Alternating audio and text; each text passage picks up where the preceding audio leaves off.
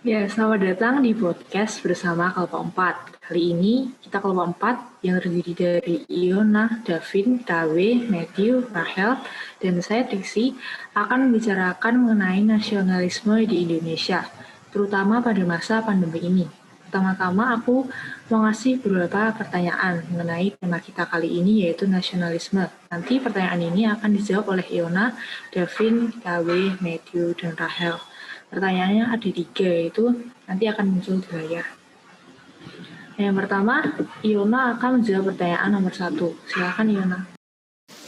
Ya, terima kasih Triksi. Seperti yang sudah kita ketahui, sudah sepatutnya kita memiliki rasa nasionalisme.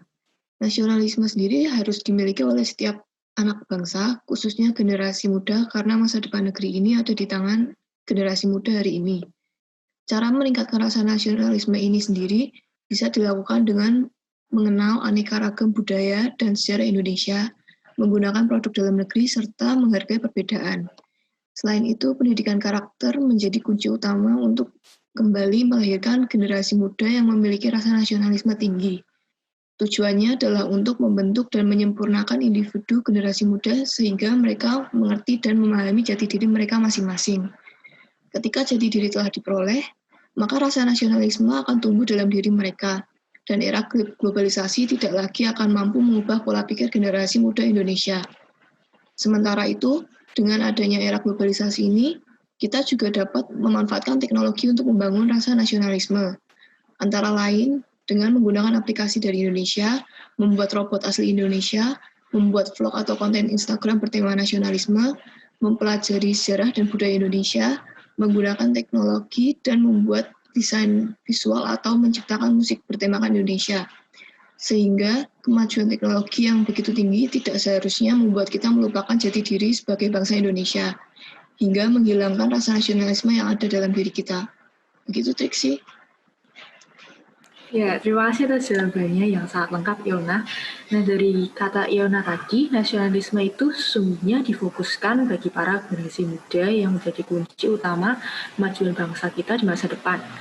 Nah, sedangkan cara untuk menanamkannya pada generasi muda ini yaitu dengan memperkenalkan atau lebih mengajak para generasi muda untuk mengeksplor dan menghargai tentang budaya Indonesia yang beraneka ragam.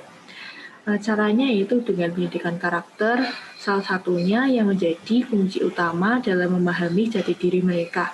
Jadi nasionalisme ini akan tetap ada dalam diri generasi muda zaman sekarang.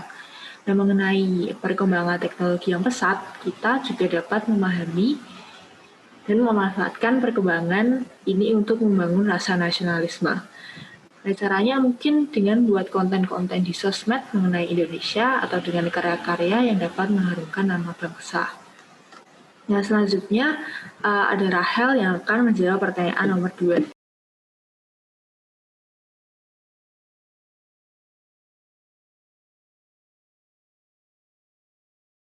Silakan Rahel.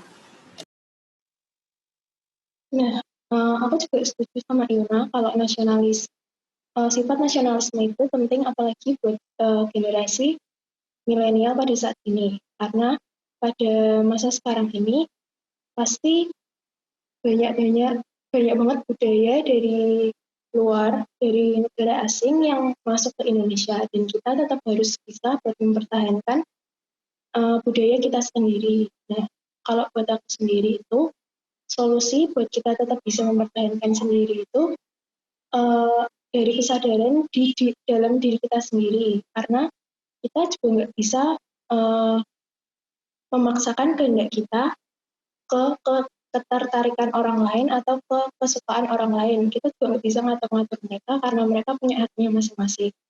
Nah, kalau menurutku buat para seniman-seniman Indonesia itu dengan kedepannya kalau membuat suatu karya itu tidak hanya untuk mementingkan visual atau cuman lagu yang bagus atau cuman gambar yang bagus, tapi juga dengan memberikan makna atau value dari lagu atau gambar tersebut.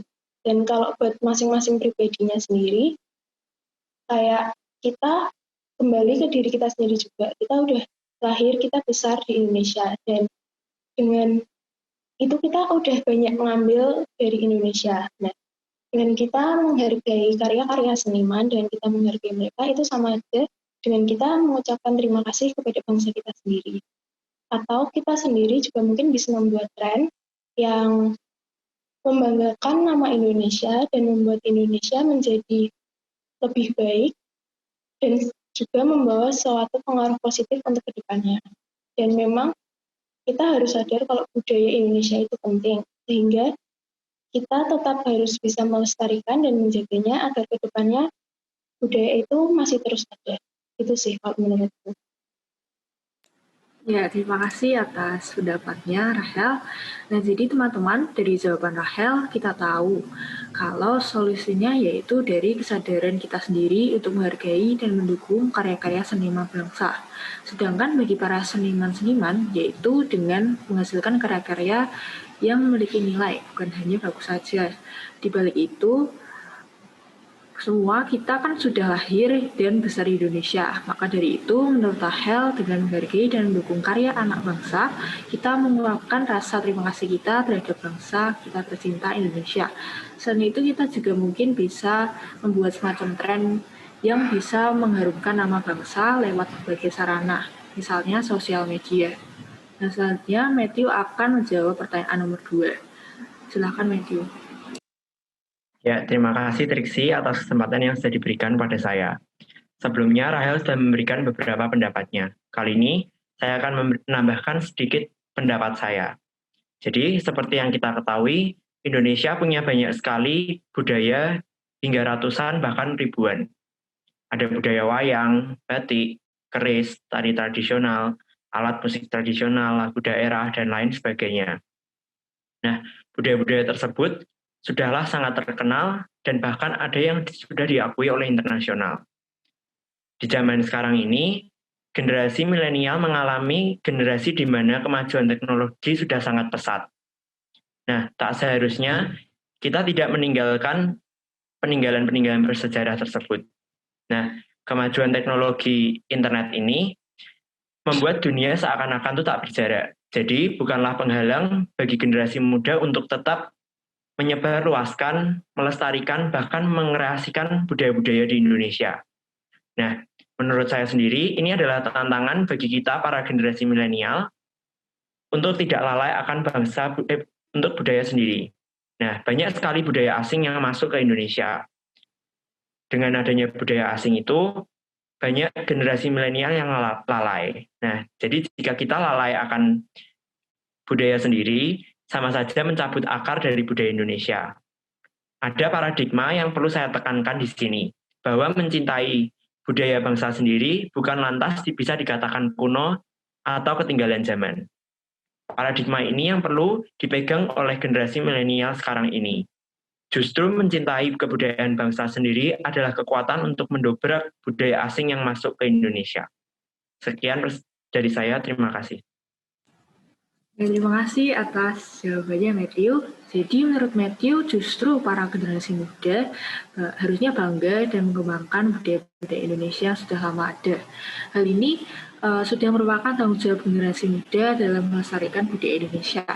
Bagi Matthew, perkembangan teknologi justru menjadi tantangan bagi para generasi muda untuk tetap melestarikan budaya Indonesia. Matthew juga menambahkan bahwa paradigma mengenai mencintai budaya Indonesia merupakan hal kuno dan ketinggalan zaman, itu salah. Baginya justru bila kita dapat mengembangkannya dan memperluasnya akan menjadi suatu kebanggaan dan hal positif yang dapat mengharumkan serta melestarikan budaya Indonesia di mata dunia. Lalu selanjutnya, Davin akan menjawab pertanyaan nomor 3.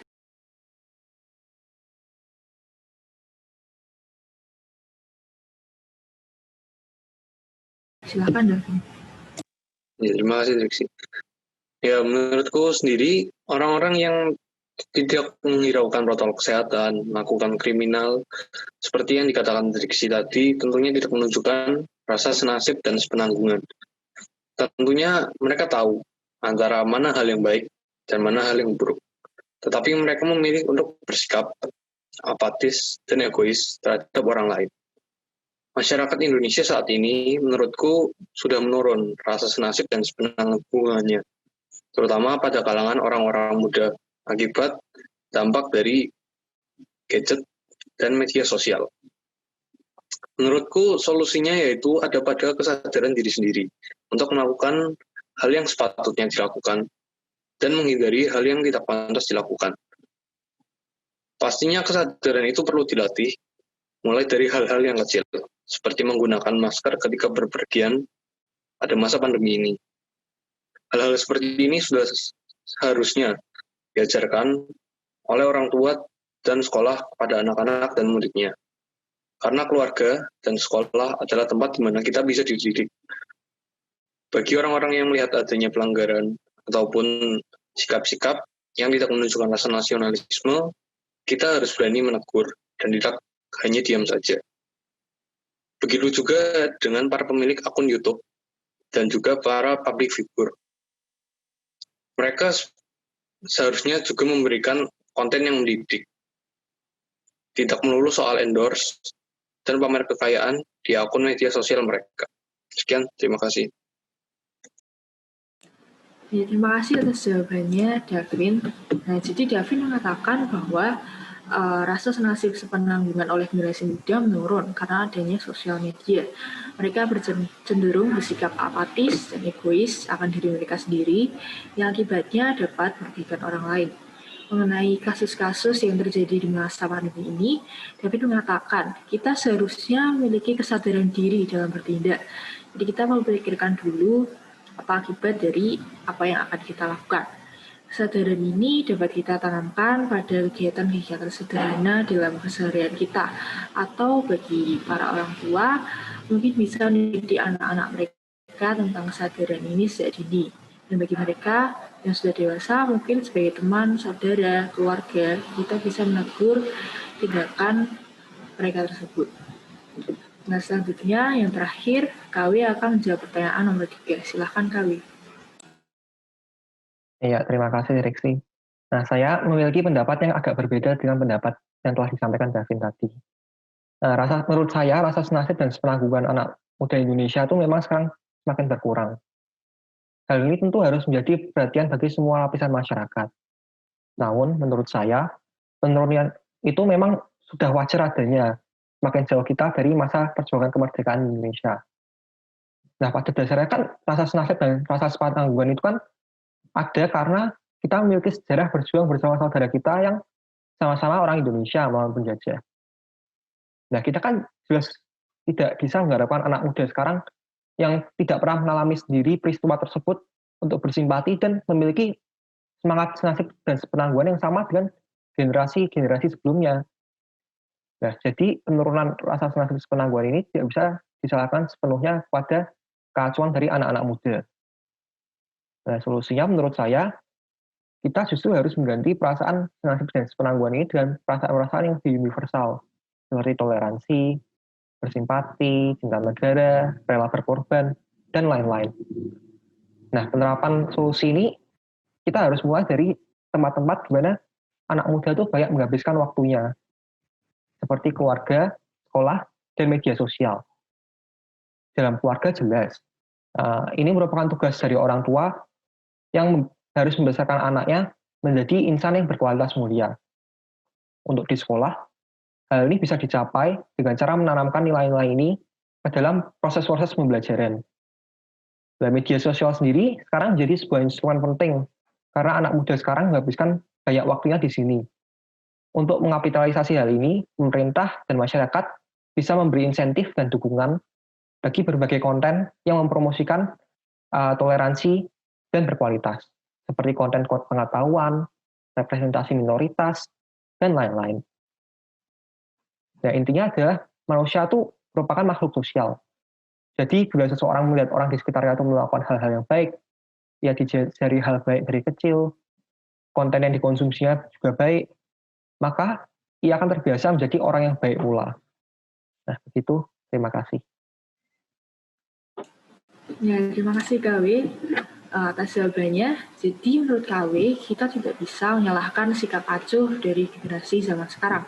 Kenapa? Karena dasarnya rasa senasib sepenanggungan itu ada karena adanya kejadian sejarah yaitu perjuangan dalam meraih kemerdekaan. Sedangkan generasi zaman sekarang itu tidak memiliki pengalaman memperjuangkan kemerdekaan itu. Jadi menurut KW, solusinya untuk mempertahankan nasionalisme yaitu dengan merubah pemahaman kita terhadap rasa senasib sepenanggungan menjadi toleransi, saling menghargai, bersimpati, rela berkorban, dan yang lainnya.